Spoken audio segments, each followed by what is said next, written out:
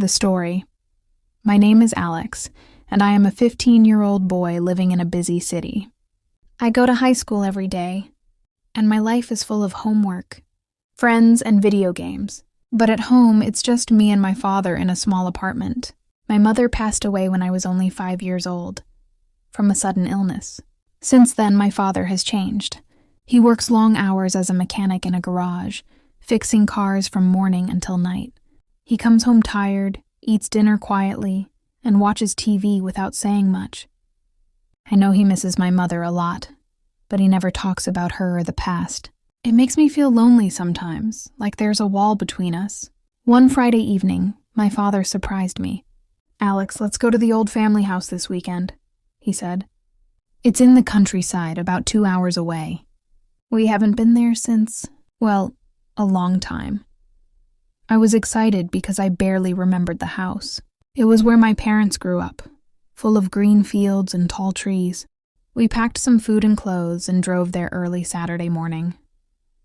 The road was winding, with farms on both sides. When we arrived, the house looked old and dusty. The paint was peeling, and the garden was overgrown with weeds. "This place needs cleaning," my father said with a small smile. We started exploring inside. The living room had old furniture covered in sheets, and the kitchen smelled like wood. I went upstairs to the attic, a dark room full of boxes and forgotten things.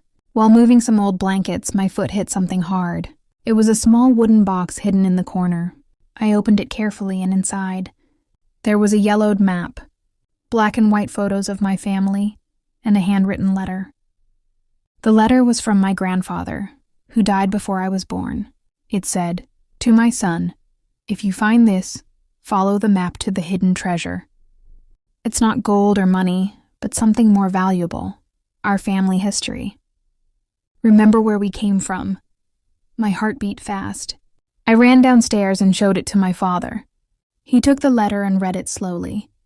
His face turned pale, then he whispered, "I forgot about this. Your grandfather loved puzzles. He made this for me years ago." We decided to follow the map right away. It was simple, with drawings of the house, the backyard, and a big oak tree. "X marks the spot," I said, like in adventure movies. My father laughed for the first time in a long time. We grabbed a shovel from the shed and went outside. The sun was shining and birds were singing. We followed the path on the map, counting steps from the back door. It led us to the old oak tree, its branches wide and strong. "Here," my father said, pointing to the ground. We started digging a hole. The soil was soft, and after a few minutes, we hit another box, a metal one, rusty but intact. Inside the box were treasures from the past. Stacks of old family letters tied with string, colorful photos of my parents on their wedding day, smiling and happy, and a beautiful silver necklace with a heart-shaped pendant. My father picked up the necklace gently. "This was your mother's favorite," he said, his voice breaking. Tears rolled down his cheeks. "She wore it every day. I thought it was lost forever." I hugged him, and for the first time I saw him cry. "I'm sorry, Alex," he said. "I've been so quiet because it hurts to remember. But now I see we need to share these stories." That evening, we sat on the porch of the old house. My father opened up like never before. He told me funny stories about my mother, how she loved dancing in the rain and baking cookies on Sundays. We looked at the photos and read the letters together, laughing and crying.